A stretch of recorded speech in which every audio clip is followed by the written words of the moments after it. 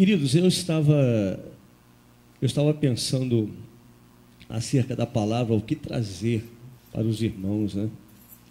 Falei, meu Deus, o que eu vou pregar depois de tantas mensagens que nós ouvimos, depois do que ouvimos na quarta-feira, o pastor trouxe uma palavra tão boa. Eu falei, o que sobrou para mim, né? Mas tem sempre alguma coisa, Deus tem sempre algo a acrescentar ao nosso coração. E eu quero compartilhar com você um texto que está lá em Apocalipse, e ele tem um tema, essa mensagem: a noiva do noivo. A noiva do noivo, capítulo 21 de Apocalipse, a partir do verso 9 até o verso 27, diz a palavra do Senhor assim: então veio um dos 7 anjos, que tem as 7 taças cheias dos últimos 7 flagelos, e falou comigo, dizendo: vem, mostrar-te-ei a noiva, a esposa do Cordeiro. E me transportou em espírito até grande e elevada montanha, e me mostrou a santa cidade, Jerusalém, que descia do céu da parte de Deus, a qual tem a glória de Deus. O seu fulgor era semelhante a uma pedra preciosíssima, como pedra de jaspe cristalina. Tinha grande e alta muralha, 12 portas, e junto às portas 12 anjos, e sobre elas nomes inscritos, que são os nomes das 12 tribos dos filhos de Israel. 3 portas se achavam a leste, 3 a norte, 3 ao sul e 3 a oeste. A muralha da cidade tinha 12 fundamentos, e estavam sobre estes os 12 nomes dos 12 apóstolos do Cordeiro. Aquele que falava comigo tinha por medida uma vara de ouro para medir a cidade, as suas portas e a sua muralha. A cidade é quadrangular de comprimento e largura iguais. E mediu a cidade com a vara até 12.000 estádios, o seu comprimento, largura e altura são iguais. Mediu também a sua muralha, 144 côvados, medida de homem, e isto é, de anjo. A estrutura da muralha é de jaspe, também a cidade de ouro puro, semelhante a vidro límpido. Os fundamentos da muralha da cidade estão adornados de toda espécie de pedra preciosa. O primeiro fundamento é de jaspe, o segundo de safira, o terceiro de calcedônio, o quarto de esmeralda, o quinto de sardônio, o sexto de sárdio, o sétimo de crisólito, o oitavo de berilo, o nono de topázio, o 10º de crisópraso, o 11º de jacinto e o 12º de ametista. As 12 portas são 12 pérolas, e cada uma dessas portas de uma só pérola. A praça da cidade é de ouro puro, como vidro transparente. Nela não vi santuário, porque o seu santuário é o Senhor, o Todo-Poderoso, e o Cordeiro. A cidade não precisa nem do sol nem da lua para lhe darem claridade, pois a glória de Deus a ilumina, e o Cordeiro é a sua lâmpada. As nações andarão mediante a sua luz, e os reis da terra lhe trazem a sua glória. As suas portas nunca jamais se fecharão de dia, porque nela não haverá noite, e lhe trarão a glória e a honra das nações. Nela nunca jamais penetrará coisa alguma contaminada, nem o que pratica abominação e mentira, mas somente os inscritos no livro da vida do Cordeiro. Pai, obrigado pela tua palavra, Senhor. Essa palavra por si só já fala, Senhor, ao nosso coração. Mas eu creio que tu tens algo mais a acrescentar, Senhor, para a tua igreja. Trate conosco, Senhor, e usa-me, Senhor, como um canal para abençoar o teu povo e sair daqui abençoado pela sua palavra. Pois nós queremos ouvir somente a tua voz, e para isso te damos total liberdade. E não damos liberdade a nenhum outro espírito ousar falar ou ministrar aqui, somente ao Senhor damos liberdade e queremos ouvir-te nesta manhã. Fale conosco em nome de Jesus. Amém. Poder sentar, irmãos. Amados, eu não sou muito craque em Apocalipse, confesso aos irmãos, né? Tenho que confessar meus pecados. Eu não sou muito craque. Eu creio que o Apocalipse é um livro que ele é muito profundo, ele tem muitas... ele é um pouco... Ele é difícil de se entender, a verdade é essa. Muita gente tem várias interpretações do Apocalipse. O Apocalipse ele é um livro que relata as coisas que estão no fim. E é isso que relata o livro do Apocalipse. E nesse livro, a Bíblia ela chama a igreja de noiva do Cordeiro. E quando eu parei para pensar nisso, querido, sobre a igreja, a noiva do Cordeiro, eu fico pensando no que a igreja se transformou hoje. Nós vemos a igreja, ela parece uma colcha de retalho com um monte de pedaço, um monte de jeito, formas, né? Eu estava pensando, num bom sentido, num sentido bem humanista, ela parece um bicho de 7 cabeças. A gente olha assim, o que é a igreja? Tem igreja que você vai, você se assusta com ela. Tem gente que tem medo de entrar em certas igrejas. Você vai na igreja, você não sabe se você está dentro de um centro espírita ou dentro da própria igreja. A verdade é essa, de tanta coisa, tanta confusão, é uma gritaria, é um negócio doido, é uma coisa de doido. Aí você vai em outra igreja, eu estou lhe falando humanamente. Você vai numa outra igreja, a igreja é considerada, como muitos aí dizem, que eu não concordo com isso, mas outros dizem a igreja sorveteriana, porque a igreja é quietinha, calada. Tem aquela igreja que você vai e você encontra um pastor de calça jeans, camiseta e pregando o evangelho. Aí você já vai em uma outra, você encontra o pastor e os homens tudo de paletó, gravata, um senta de um lado, outro senta do outro, homem de um lado, mulher do outro. A gente fica, meu Deus, onde é que eu estou? A gente começa a ver, né, a igreja, ela sendo fragmentada, um monte de coisa que a gente fica assim, meu Deus, qual é a igreja do Senhor? Cada igreja, ela é de uma forma.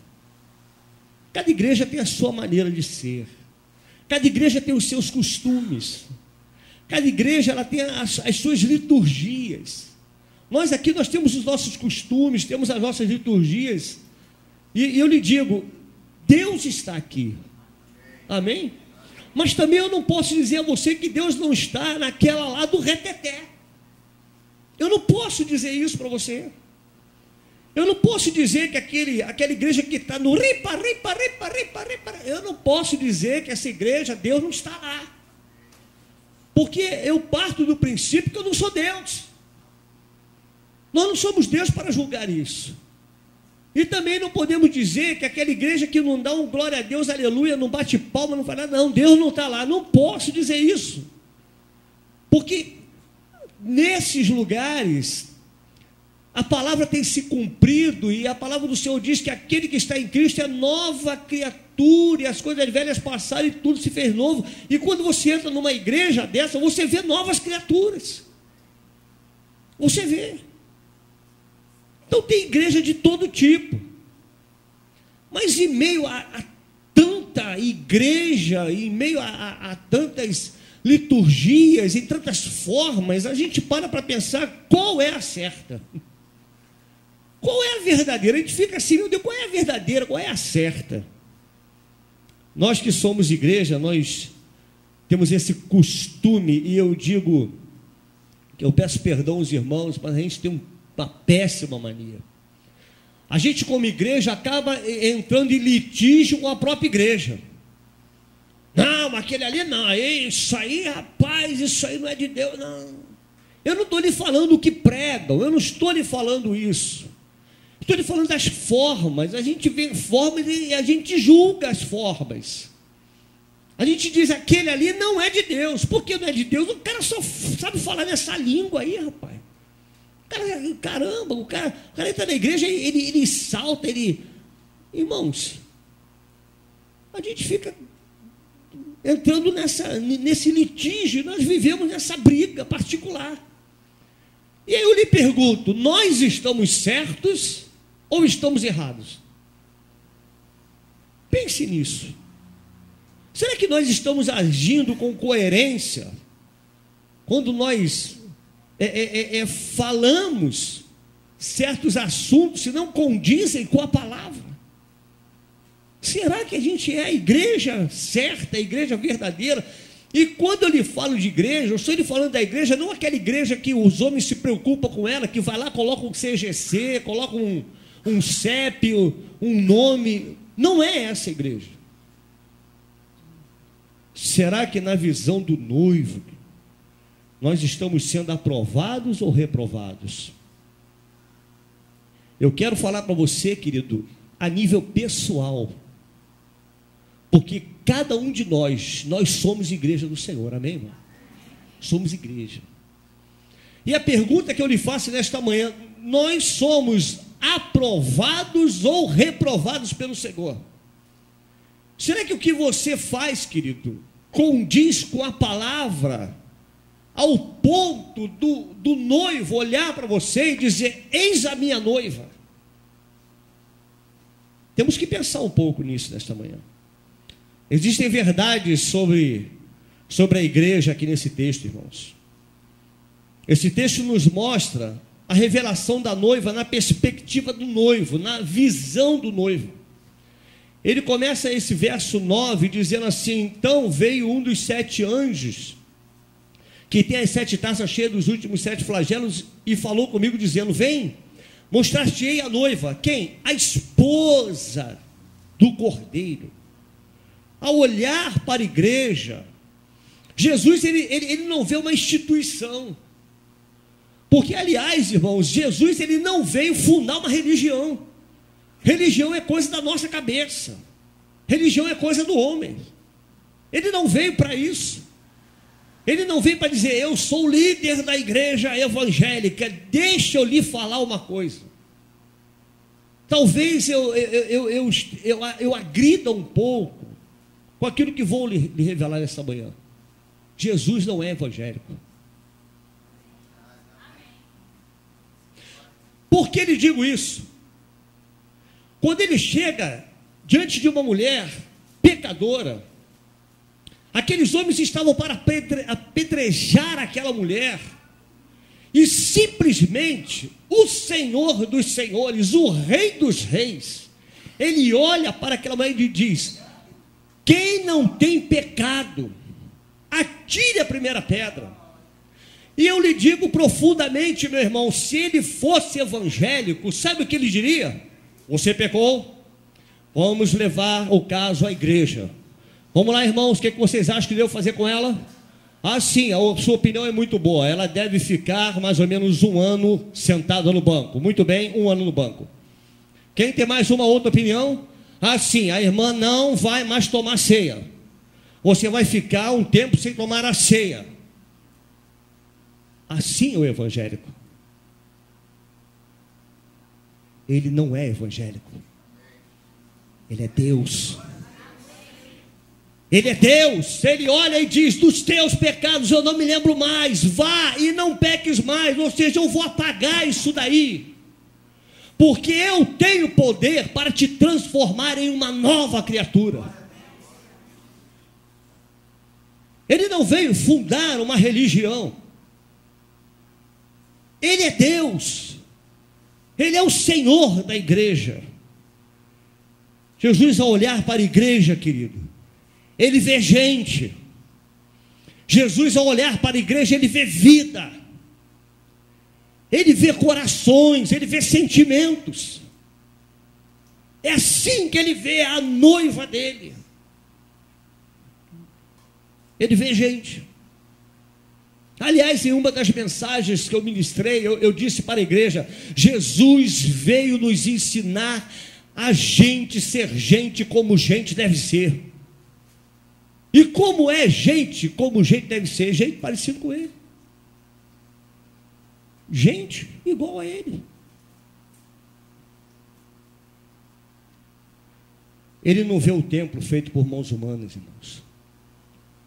Ele não vê o templo feito por mãos humanas. Tudo que nós temos aqui é muito bom, muito perfeito, amém, irmãos? Tudo bonitinho, legal, né? Ar-condicionado, cadeira, tudo bonito. Nós temos aqui um altar muito bem organizado, tudo arrumadinho. Ele não vê esse templo. Ele vê você. Quando Jesus olha a igreja, ele vê você. Mas não você nessa indumentária de crente. Ele vê você na tua essência, querido, naquilo que você verdadeiramente é. É assim que ele vê. O verso 10, ele diz assim, olha: e me transportou em espírito até uma grande e elevada montanha, e me mostrou a santa cidade, Jerusalém, que descia do céu da parte de Deus. Ele vai mostrar a igreja, ele revela uma cidade santa que desceu do céu. Sabe qual é o nosso maior defeito, irmãos? É achar que povo de Deus são só aqueles que frequentam um templo evangélico. Isso é o nosso maior defeito. Não, igreja é só quem frequenta o templo evangélico. E eu lhe digo, e aquela igreja que está lá no meio do Nordeste, que é a igreja de um barquinho, não é igreja? Hein, pastor? Não é igreja. Aquela igreja que está lá num barraco, lá no alto do morro, sei lá, do Catumbi, Caxambi, qualquer buraco desse aí. Não é igreja. Não é porque não tem aspecto de igreja. A igreja somos nós. A igreja é o lugar onde nós estamos. Se a igreja somos nós, a igreja é o lugar onde eu estou. Se eu estou num barquinho, ali é a igreja do Senhor, porque eu sou a igreja, você é a igreja do Senhor. Você entende isso, querido? Essa é a noiva do Cordeiro. Mas o nosso grande defeito é esse, achar que evangélico, igreja, é só aquele que está dentro de um templo, quando não é. Não é dessa forma. O protestantismo tem apenas 500 anos, irmãos. Foi depois da reforma. O que Deus tem para nós tem muito mais de 500 anos. O que Deus tem para nós é desde a eternidade. É o que Deus tem para nós. A igreja é muito mais do que uma instituição, do que uma religião. Tenha certeza disso, que religião é coisa do homem, é invenção nossa. A revelação essa relação do homem com Deus independe do lugar, irmãos. Você pode estar dentro de uma caverna e a sua igreja é a igreja da caverna. Entende? Então você quer dizer com isso, pastor, que quando eu estou no meu trabalho, a igreja é a igreja. Então aquele que rouba não rouba mais. Entende? Aquele que não paga imposto, começa a pagar, querido. É a sua igreja, está lá. A sua igreja, eu estou na minha casa, não, aqui é a minha casa. A sua igreja começa lá. Então, se você tem uma empregada doméstica, assina a carteira dela, seja honesto com ela. Seja honesto, a igreja está lá. Você está dando exemplo de igreja lá. Porque aonde nós estamos, aonde nós colocamos a planta dos nossos pés, é a igreja. Mas a gente tem uma péssima mania de achar que igreja é um quadrado, é um templo que tem que ter ar-condicionado, eu tenho que ter homens bem vestidos, de paletó, de gravata, e... Não, querido. A igreja sou eu e você. Fala para o teu irmão, quando você está de bermuda, tu é igreja. Amém? Isso é igreja. Deixamos de ser igreja por causa da nossa indumentária? Não. Não deixamos de ser igreja. A relação do homem com Deus, querido, independe do lugar. Olha o que diz Gênesis capítulo 3, no verso 7, até o verso 10. Preste atenção nisso, irmãos. Abriram-se então os olhos de ambos e perceberam que estavam nus. Coseram folhas de figueira e fizeram cintas para si. Quando ouviram a voz do Senhor Deus que andava no jardim pela virada do dia, esconderam-se da presença do Senhor Deus, o homem, a sua mulher, por entre as árvores do jardim. E chamou o Senhor Deus ao homem e lhe perguntou: onde estás? Ele respondeu: ouvi a tua voz no jardim, e porque estava nu, tive medo e me escondi. A relação com Deus, a relação do homem com Deus, ela era direta, ela era face a face. Não havia representante entre Adão, Eva e Deus. Mas o interessante disso, irmãos, é que mesmo depois do pecado, o nosso Deus, ele continua falando com homens. Continua falando, independente de tempo. Você entende isso? Ele continua sendo Deus falando com os homens e sem nenhum intermediário. É relação direta. Ele usou os profetas para falar com os homens. Não havia religião, não havia igreja, não havia templo. Eles não eram chamados de igreja, mas ali estava a presença de Deus. Aonde havia um homem de Deus, a presença de Deus era manifesta. Achar que tudo que Deus tem a ver com o seu povo, tem a ver com religiosidade, irmão, é diminuir a obra redentora do Messias. O Senhor está muito acima disso tudo aí. O Senhor está acima disso. Ele é Deus. Ao olhar para a noiva, Jesus vê uma igreja. Jesus não vê um amontoado de pessoas que se denominam. Ele não é assim que ele vê, irmãos. Para Jesus, ela é uma grande cidade. Então, aonde eu estou, ali está a igreja. A igreja é maior do que nós, tenha certeza disso. É maior do que aqueles que a compõem. A igreja é grande, a igreja do Senhor, ela é imensa, irmãos. A igreja do Senhor está espalhada por toda a face da terra. Aonde estiver um cristão, aquele que confessa o Senhor como Senhor e Salvador, aquele que tem Jesus no centro da sua vida, ali está a igreja de Cristo. Lá está a noiva. Ao olhar para a noiva, Jesus vê uma igreja. Jesus vê a igreja, não um amontoado de gente. Quando se está, eu fiquei pensando, quando a gente está dentro de uma ilha, a gente não consegue mensurar o tamanho dela. Mas quando a gente está do lado de fora, a gente olha e vê, né, o tamanho dessa ilha. Nós precisamos sair de nós, para olhar para nós e perceber com outros olhos quem nós verdadeiramente somos. Porque nós temos dentro de nós uma religiosidade. A gente coloca uma capa e acha que aquilo ali é a capa de crente, é ser crente, é ser cristão. Não, eu sou a igreja. E a gente começa a olhar com olhos humanos, mas os que estão de longe, os que estão longe de nós, nos enxerga melhor do que nós nos enxergamos. A despeito disso, há uma passagem na palavra do Senhor, lá em Lucas. O Cordeiro, quando olha para nós, querido, ele não nos vê como nós nos vemos. Não nos vê assim. Lucas, no capítulo 22, olha que palavra tremenda. Dito por Pedro. Sabe quem foi Pedro?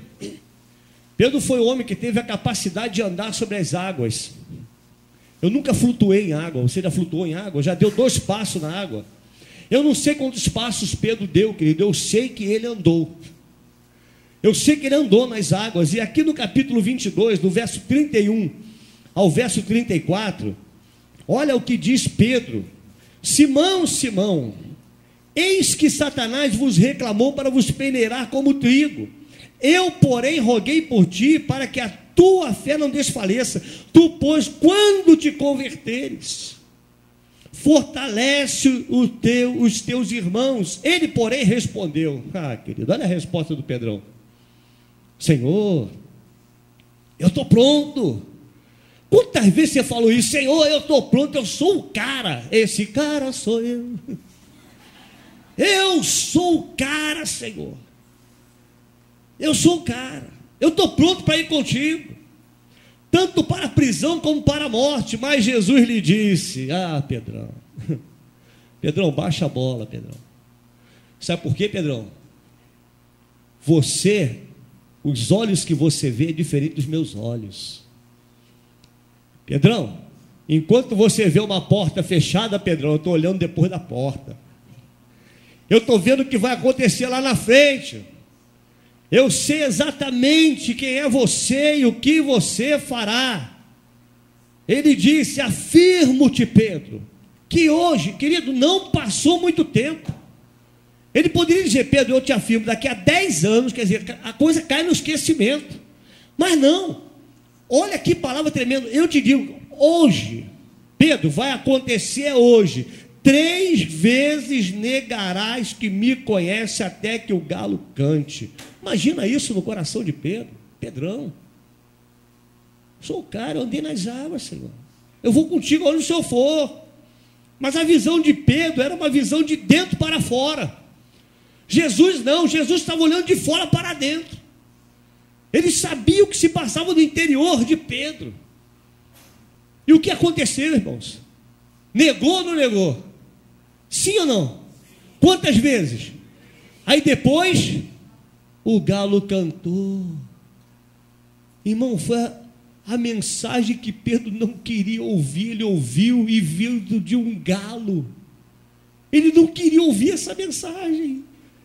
E aí o galo prega para ele, você entende isso? Cacaracode, meu Deus. A ficha caiu. A ficha caiu, Senhor. Senhor, eu não sou nada daquilo. E diz a Bíblia que ele chorou.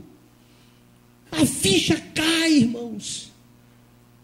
Que você, nesta manhã, igreja do Senhor, saia daqui nesta manhã como igreja. Deixa cair as máscaras. E diga, Senhor, eu quero que revele quem sou eu verdadeiramente. Quem sou eu? Que o Senhor revele na essência quem você é. Nós não estamos mais em tempo de brincar, irmãos. Nós não estamos mais em tempo de brincar de crente ioiô, salvo perdido, salvo perdido, salvo perdido. Acabou. Jesus está voltando, você sabia disso? Ele está voltando. É tempo da igreja ser igreja. É tempo da noiva tomar uma posição de noiva e dizer, eu sou a noiva do Cordeiro. Nós chegamos aonde muita gente, querido, onde muita gente ainda não chegou, onde muita gente está lutando para chegar. Nós já chegamos aqui. Agora vamos falar da nossa igreja. Nós já chegamos até aqui. Eu não acompanhei a história da igreja desde o início, mas quem acompanhou sabe o quanto foi difícil chegar até aqui. Não foi fácil. Chegamos até aqui, já temos um templo próprio, 3 andares de templo, amém, irmãos? Maravilha, não é bom demais? Mas fala para o teu irmão, podemos ir mais longe. Nós podemos ir mais longe. Nós podemos ir mais além. Igreja é muito mais do que nós somos, irmãos. Porque o versículo 10, esse versículo 10 é tremendo, irmãos. Oh, Jesus. E me transportou em espírito até uma grande e elevada montanha e me mostrou a santa cidade de Jerusalém que descia do céu e da parte de Deus. A igreja do Senhor é muito maior do que aquilo que nós conhecemos como igreja evangélica. A igreja do Senhor é muito maior. Mas existem algumas marcas dessa igreja, e eu gostaria de tratar apenas de 3 marcas. Poderia falar muito mais, mas só para nós corrermos um pouco. Só dá para ver a igreja do alto. E a igreja do Senhor está posta em lugares altos. Nós estamos assentados nas regiões celestiais em Cristo Jesus. Você entende que profundidade, querido? Nós estamos nos lugares altos. E João, ele foi levado a um alto monte para ver a noiva. E esse lugar, se nós pararmos para pensar, esse lugar não tem nada a ver com posição social não, irmãos. Às vezes a gente pensa em posição social, pensa em status, promoção. A gente pensa que esses lugares altos é porque, não, eu já cheguei, eu era nada na igreja, mas aí eu fui obreiro, de obreiro eu galguei mais um degrau, sou diácono, agora eu conquistei, sou pastor, e não, eu não me conformei, sou bispo, agora eu não quero mais ser bispo, agora eu sou semideus, e vai por aí. Não é esse status. João está falando de valores, João está falando da missão da igreja, dos valores que essa igreja tem, dos valores morais dessa igreja. Quando a igreja de Jesus, ela não tem coisas pequenas na cabeça não, irmão. Ela pensa grande. Pastor, agora eu gostei. Agora só vai falar de coisas grandes, vamos falar de valores, vamos falar de grana. Não. Porque o que tem valor para Deus é vida. Você entendeu, querido? Sabe o que tem valor para o Senhor? Vida. Nada disso aqui tem lógica, se não fosse você estar aqui. Nada disso teria sentido se não fosse você aqui. A igreja, ela perde as características por causa dos padrões que ela vive. ela acaba perdendo completamente a característica. A maioria das pessoas, elas consomem a igreja e não a ama. Aí quando não recebem, abandona a igreja. É vulnerável. A igreja abandona a igreja porque o ar-condicionado está gelado. Não, está muito gelado, vou embora. Fala para o teu irmão, bota um casaco, meu irmão. Bota um casaco. A igreja larga a igreja porque eu cheguei lá em cima da cantina, comi uma coxinha, rapaz, estava meio engordurado hoje, não está bom não. Eu vou para outra igreja que tem coxinha sem gordura. Vulnerável. Aí eu lhe pergunto, essa é a noiva? Essa é a noiva? A noiva que vive negociando? Não, se me dá, eu sou noiva, se não dá, eu não sou ninguém. Eu deixei de amá-lo porque você não me deu. Nós estamos discutindo coisas vãs quando nós poderíamos estar trabalhando mais. Estamos nos perdendo com picuinhas, com coisas que não tem nada de Deus. Nos perdendo no meio do caminho. Quando poderíamos estar discutindo como é que nós faremos para ganhar os cracudos para Jesus. Tem algum cracudo aqui? Levanta a mão. Eu te pergunto, por que não tem? Por que não tem? Eu gostaria que levantasse a mão os 10 cracudos aqui. Eu ia dizer, a igreja está trabalhando. Tem alguma prostituta aqui? Levanta a mão. Não tem? Travesti, algum aí escondido? Não? Não tem? Eu lhe pergunto, onde é que está a igreja? Onde é que está a noiva que investe em vida? Porque a noiva tem que investir em vida. Nada disso tem lógica, querido, se não for vidas. O que nós fazemos aqui, o final de tudo é almas para Jesus. Almas para Jesus. Precisamos trabalhar mais. É aproximadamente que nós temos 2 milhões de cracudos em todo o Brasil. 2 milhões de cracudos. Nós temos famílias se separando, família dentro da igreja se separando, e a gente está dentro de uma redoma de vidro. Não, eu fiquei triste que o irmão sentou no meu lugar. Esse lugar é meu, irmão. Então leva a cadeira para casa, irmão. Não, sentou no meu lugar, fiquei triste. Olha, vou embora. Tem família se separando. Tem pessoas que estão do teu lado e você não sabe que está chorando por dentro.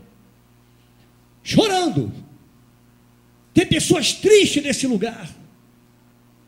E nós nos preocupamos com tantas coisas, tanta picuinha, tanta coisa. Ah, o irmão não me cumprimentou, eu vou embora daqui. Meu irmão, então vai embora. Se o teu sentimento é esse, não fique. Porque essa não é a igreja de Cristo. A igreja do Senhor é aquela que olha para a vida. E ela só dá vida porque ela tem vida. Se você não gera vida, é porque você não tem vida. Porque só gera vida quem tem vida. Famílias estão se desfazendo. Muitas famílias se desfazendo. Pessoas tentando suicídio, irmãos. São milhares de pessoas tentando suicídio. Milhares de pessoas. E eu lhe pergunto, o que é que a igreja tem a ver com isso? Tudo. Tem tudo a ver. Porque nós fomos colocados aqui neste lugar. Deus tem propósito com esta igreja aqui. Olha ao teu redor e veja o que tem ao seu redor. E veja o que você pode fazer de melhor lá fora. Mas não. Eu sou o sal da terra. Dentro do saleiro, meu irmão, tu não é nada. Dentro do saleiro não somos coisa nenhuma. A palavra do Senhor está lá em Mateus, no capítulo 5. É muito conhecida a igreja. Coloca aí para mim, por favor. Vós sois o quê? O sal da terra. É bom, eu sou o sal da terra.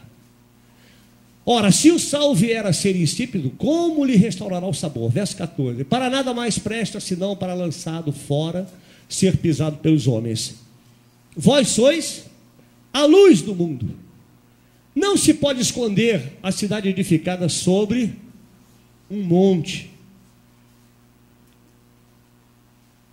Nós somos o sal da terra e a luz do mundo, irmãos.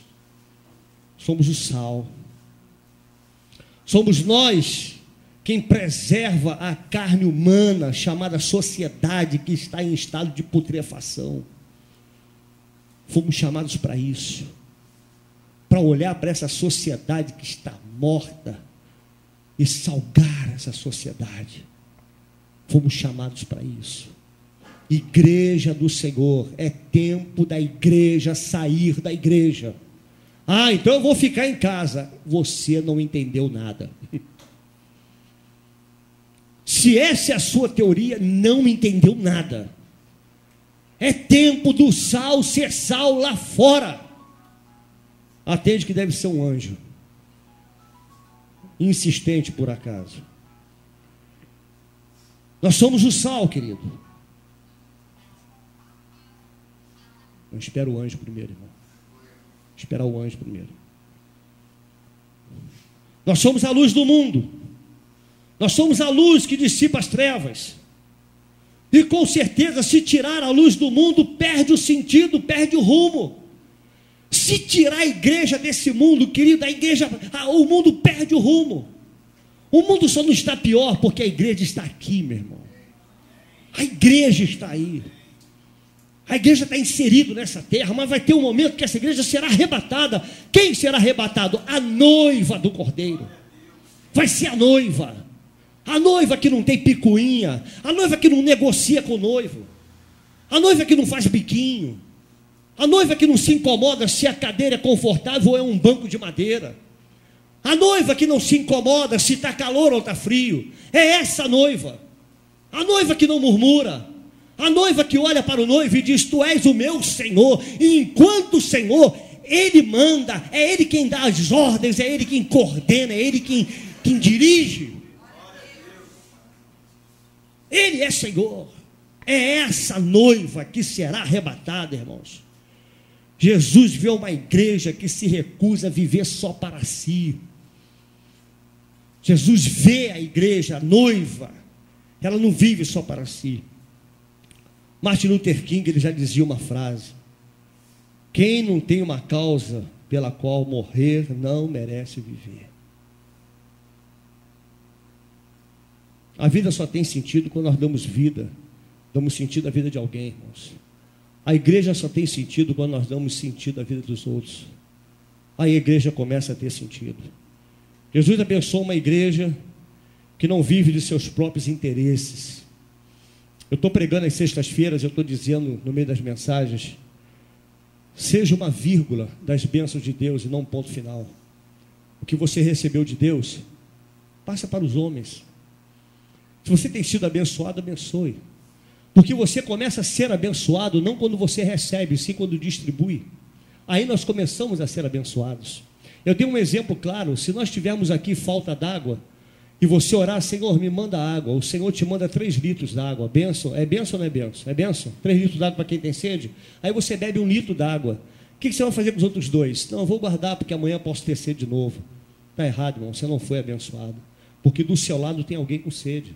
Você é abençoado quando pega os outros 2 litros e distribui. Agora vamos beber todos. Você começa a ser abençoado. Igreja é isso. Ela tem um olhar de dentro para fora. Ela tem um olhar para os necessitados. Ela tem um olhar para o mundo. Essa é a noiva do Cordeiro. Essa é a igreja do Senhor. A igreja deve investir em ser humano, irmãos. O Senhor nos chamou para ser bênção na vida dos outros. Creia nisso. Igreja que não investe em ser humano, eu fico pensando: para que ela existe? Se não investir em ser humano, não tem o porquê existir. Não tem o porquê nós temos um templo aqui aberto, não tem o porquê temos 4 ar-condicionados, não tem o porquê nós temos uma cantina maravilhosa, abençoada, pessoas que te abençoam, cheirosa, perfumada. Não tem o porquê, se não olharmos para fora e vemos aqueles que necessitam, vemos os miseráveis, os pobres, as viúvas. Eu lhe pergunto: onde estão as viúvas? Onde estão os órfãos? O que temos feito pelas viúvas? O que você tem feito pelos órfãos? O que nós temos feito pela terceira idade, a idade que é deixada de lado, que é riscada do mapa, que ninguém dá nada por eles. Mas sabe que esse cabelo branco que está aí do teu lado tem muito conhecimento, tem muito que distribuir com você. O que nós temos feito, irmãos, como igreja do Senhor? A igreja do Senhor, eu já quero estar terminando, irmãos. Eu espero que você me suporte só mais um pouquinho. A minha história ainda não acabou. Capítulo 21, no verso 11, diz assim: a qual tem a glória de Deus, o seu fulgor era semelhante a uma pedra preciosíssima, como pedra de jaspe cristalina. A igreja do Senhor, a noiva do Cordeiro, ela refugia a glória de Deus. E o que é isso, irmãos? Para muitos a glória de Deus ela manifesta no alvoroço. Quanto mais alvoroço, mais glória. Quanto mais tereteté, taratatá, tirititi, torotató, mais a glória de Deus. Eu lhe digo uma coisa nesta manhã. O dom de línguas é um dom muito bom, mas é um dom que edifica a si mesmo. Se não edifica a pessoa que está ao seu lado, para que você vai ficar aí tirititi, tereteté, taratatá? Para quê? Um dos dons que nós poderíamos desenvolver era o dom de misericórdia. Esse dom nós teríamos que desenvolver, muito mais do que o dom de línguas, porque o dom de língua é para você, mas o dom de misericórdia é para aquele que está do seu lado. Mas a questão, pastor, é que falar em línguas é muito mais fácil. Eu abro a minha boca e digo ripa na chulipa, todo mundo grita, todo mundo bate palma, todo mundo pula. Mas abençoar uma pessoa, olhar para um cracudo, olhar para aqueles que choram, dá trabalho. Realmente dá muito trabalho. Olhar para aqueles que sofrem, olhar para as viúvas, dá muito trabalho. Como é que eu vou suportar o choro de uma viúva no meu ombro? Não, é muito melhor falar em línguas. Aí a gente acha que manifestar a glória de Deus é viver no alvoroço. Mas ter misericórdia também é um dom e dá trabalho. Essa é a noiva do Cordeiro. A noiva que manifesta a glória de Deus. Na igreja evangélica, amados, o centro da igreja é o homem. Mas na igreja do Cordeiro, o centro da igreja é o próprio Cordeiro. Ele é o centro. Ele é o Senhor. Isaías, no capítulo 58, no verso 1 ao verso 5, ele já deixou uma palavra registrada para nós.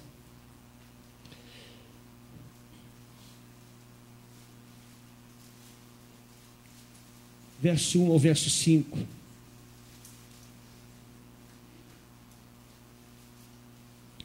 Clama a plenos pulmões, não te detenhas, ergue a voz como a trombeta, anuncia ao meu povo a sua transgressão e à casa de Jacó os seus pecados. Mesmo neste estado,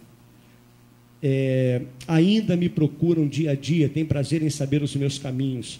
Como o povo que pratica a justiça e não deixa o direito do seu Deus, perguntam-me pelos direitos da justiça, tem prazer em se achegar a Deus, dizendo: por que jejuamos nós? E tu não atentas para isso?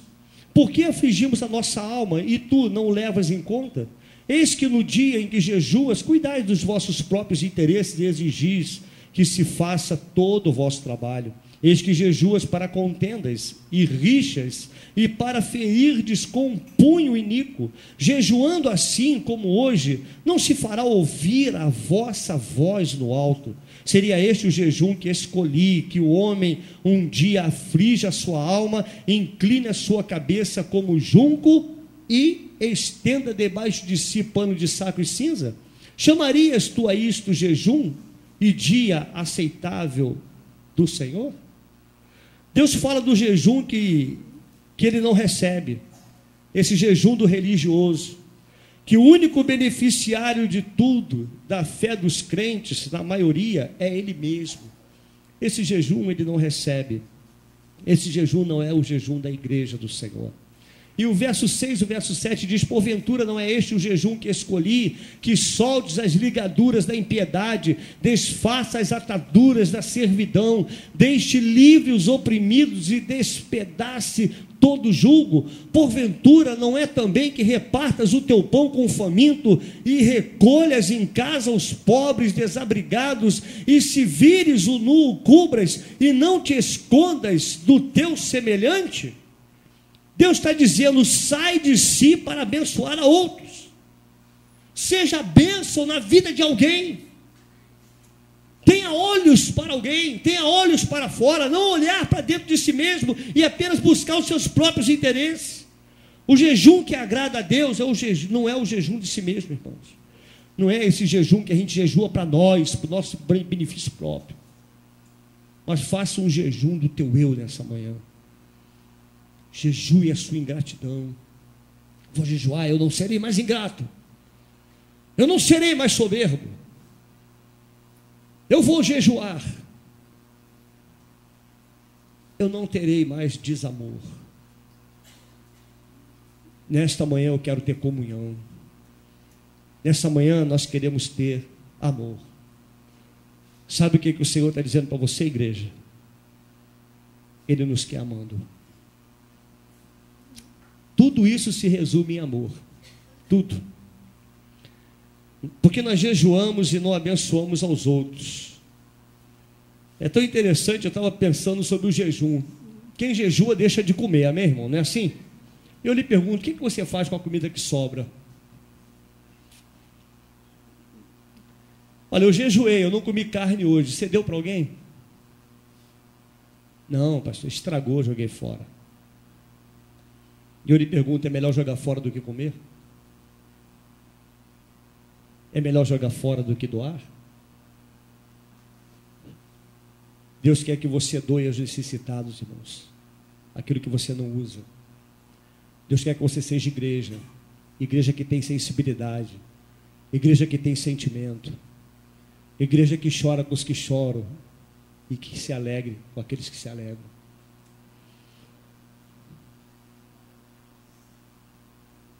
Palavra do Senhor. Palavra no verso 8. Então romperá a tua luz como a alva. A tua cura brotará sem detença. A tua justiça será diante de ti. E a glória do Senhor será a tua retaguarda. Glória de Deus é a recompensa a quem vive uma vida significante, irmãos. A igreja cheia da glória de Deus, ela faz mais fora dela do que dentro dela. A glória de Deus, ela tem a ver com o cotidiano, com o dia a dia.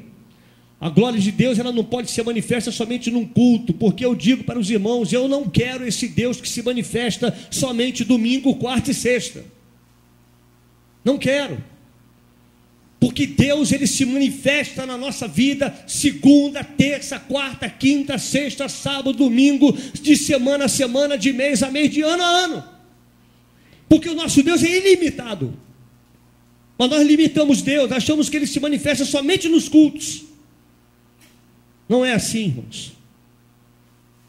A glória de Deus, ela tem a ver com o nosso dia a dia, com o cotidiano. E para fechar, na ótica do noivo, a noiva vive a beleza de Deus na sua interioridade.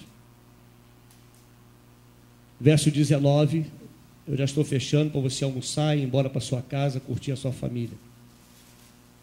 Verso 19 diz: os fundamentos da muralha da cidade estão adornados de toda espécie de pedra preciosa. O primeiro fundamento é de jaspe, o segundo de safiro, o terceiro de calcedônio, o quarto de esmeralda. Os fundamentos da cidade estão adornados. O que é adorno, irmãos? O que é adorno? São enfeites. Adorno é embelezamento. Se nós escondermos o adorno, o que acontece com a igreja? Se a gente esconder, o que a gente pode chamar de adorno aqui nesse altar? Um tapete bonito? Pode ser um adorno. Pode ser uma cadeira bonita? Sim, também pode ser um adorno. Mas se nós escondermos tudo isso, se nós tirarmos tudo isso daqui, eu quero que você olhe para o teu irmão e diga assim: a igreja continua sendo igreja. Você entendeu, querido? A igreja, ela continua sendo igreja. O fundamento é o alicerce, irmãos. E o alicerce é Cristo. Aquele que você não vê, mas ele é real. Se a igreja não estiver alicerçada nele, não adianta beleza. Se não estiver alicerçada em Cristo, a noiva do noivo, ela vive a beleza de Cristo na interioridade, é o que está dentro, é o que está no profundo dela. Não é aquilo que os olhos humanos veem, mas aquilo que os olhos não conseguem ver. Com certeza, todos que estão aqui se arrumaram para vir à igreja. Estou tendo uma revelação aqui. Eis que eu vi um ferro quente na cabeça de alguém. Foi verdade isso de manhã? Ah lá, já riram. Não, teve gente que riu aí. Teve gente que balançou a cabeça. Isso é revelação. eu me adorno todo, eu me enfeito todo, mas eu vou para a igreja do Senhor. Mas o que importa para Ele, querido, não é o teu estereótipo. Teu estereótipo, nada disso interessa para Deus. Por isso que eu lhe digo, se você estiver de calça jeans e camiseta, você é a igreja de Cristo. Se você está de paletó e gravata, você é a igreja de Cristo. Ah, estou de colarinho clerical, é a igreja de Cristo. Eu estou sem nada, é a igreja de Cristo. Eu estou nu no meu banheiro. Não, ali não, pastor, ali eu deixei de ser igreja. Então você deixa de ser crente quando toma banho? Deixou de ser igreja, pastor. Estou tomando banho? Não, deixei de ser igreja. Você é igreja em qualquer lugar, irmãos. A igreja do Cordeiro. Creia nisso. Ela não é perfeita, mas ela persegue a perfeição. Essa é a igreja do Cordeiro.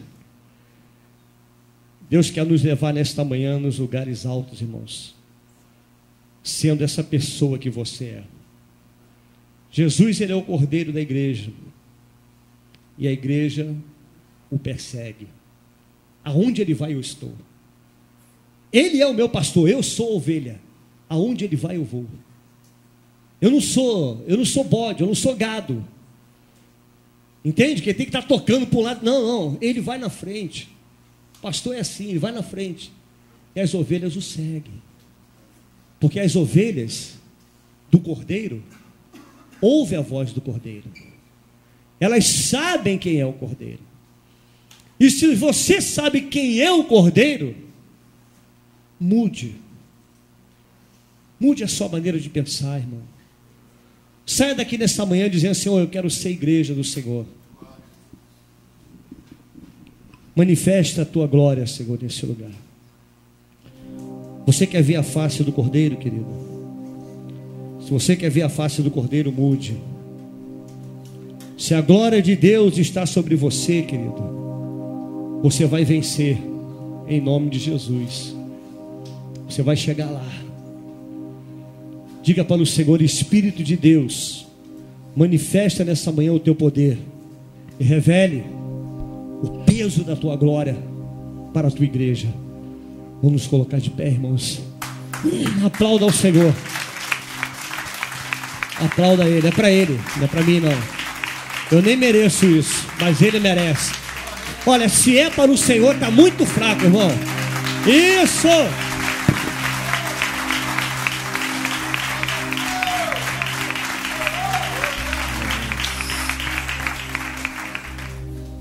Espírito do vivo Deus, manifesta o teu poder, revela o peso da tua glória. O peso da tua glória.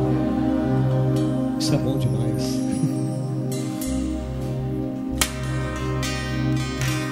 Espírito do vivo Deus, manifesta o teu poder, revela o peso da tua glória. Mais uma vez, Espírito de Deus. Espírito do vivo Deus, manifesta o teu poder, revela o peso da tua glória.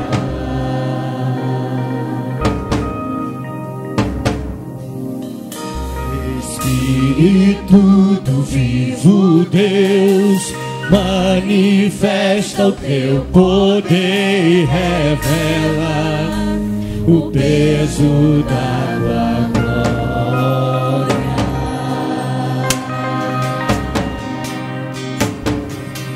Vem com o peso da tua glória me cobrir, voa o rio divino aqui.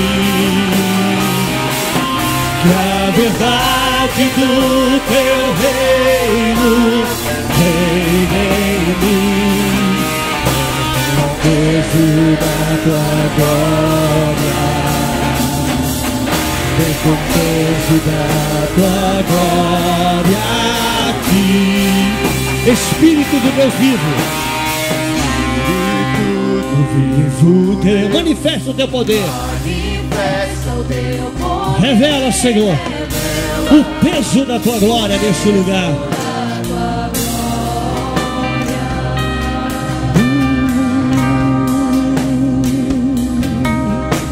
Espírito do vivo Deus, manifesta o teu poder, revela o peso da tua glória. Vem com peso nessa manhã, Senhor. Vem com peso da tua glória e poder, tua um rio de vida aqui. Que a verdade do teu reino reine em mim. Vem com peso da tua glória, vem com peso da tua glória aqui.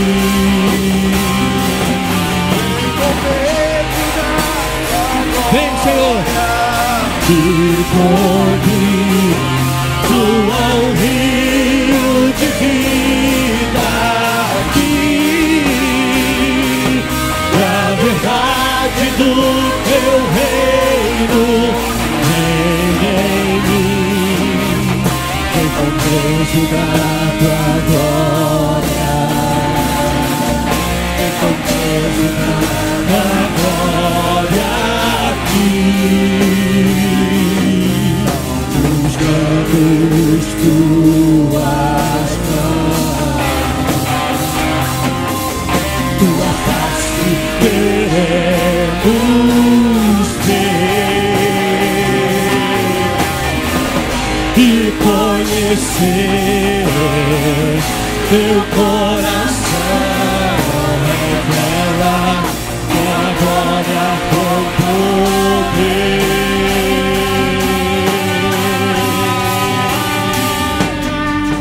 Com peso da tua glória e poder, tua rios de vida aqui. E a verdade do teu reino reine em mim. Com peso da tua glória, vem com peso da glória aqui. Com peso da tua glória, vem com peso da tua glória aqui.